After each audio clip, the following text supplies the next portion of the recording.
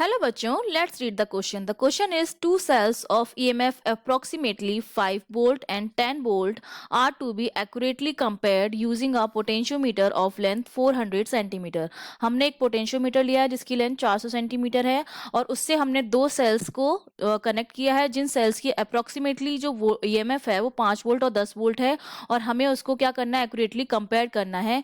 तो चार options given है और आपको बताना है कि चारों ऑप्शंस में से कौन सा ऑप्शन करेक्ट है. तो बेसिकली हमको ये बोल रखा है, हमारे पास सपोज पोटेंशियोमीटर है, ये लेंथ है पोटेंशियोमीटर की कोई भी, और उससे हमने क्या कनेक्ट किया है, ये प्राइमरी जो सर्किट है वो जोड़ दिया. ये जो है वो इसका प्राइमरी सर्किट है. ठीक है, ये आपका ए बी मान लो, ये जो है पोटेंशियोमीटर की लेंथ है. उसके बाद इससे हमने दो सेल्स को जोड़ा है.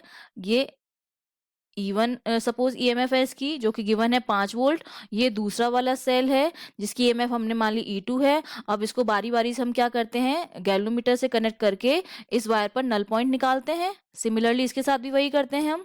ठीक है, और नल पॉइंट निकाल के हम क्या करते हैं, इनके वोल्टेज को कंपेयर करते हैं. ये इसका जो है वो सर्किट डायग्राम होता है पोटेंशियोमीटर का, कि किस तरह से हम दो सेल्स के ईएमएफ को कंपेयर कर सकते हैं.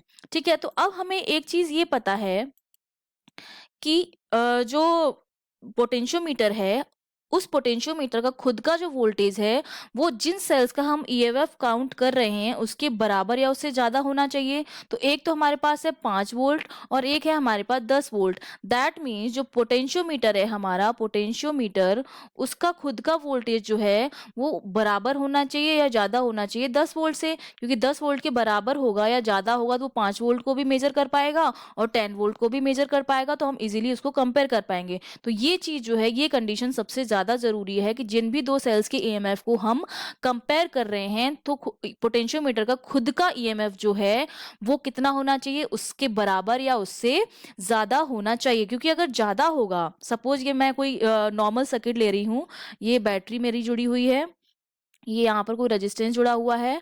ठीक है, अब हमने मान लिया कि सपोज इसका 15 वोल्ट है या 20 वोल्ट मान लिया. ठीक है, 20 वोल्ट है और हमें मेजर 10 वोल्ट तक ही करना है.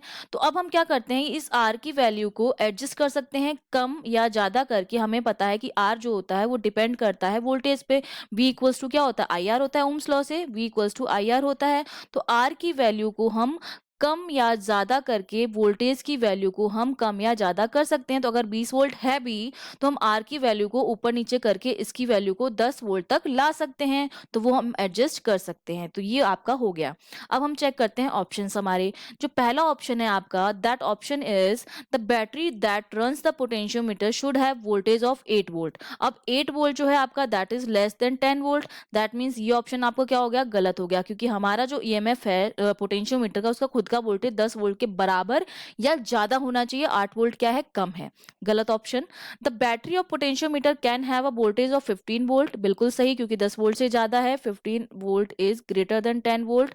कंडीशन सेटिस्फाई हो रही है, बिल्कुल सही है. And R adjusted so that the potential drop across the wire slightly exceed 10 volt. तो ये बिल्कुल सही है. और हम क्या करेंगे, आर को एडजस्ट करके पोटेंशियल ड्रॉप को क्या ला देंगे, 10 वोल्ट के आसपास ला देंगे. तो बी ऑप्शन जो है वो आपका बिल्कुल करेक्ट ऑप्शन है.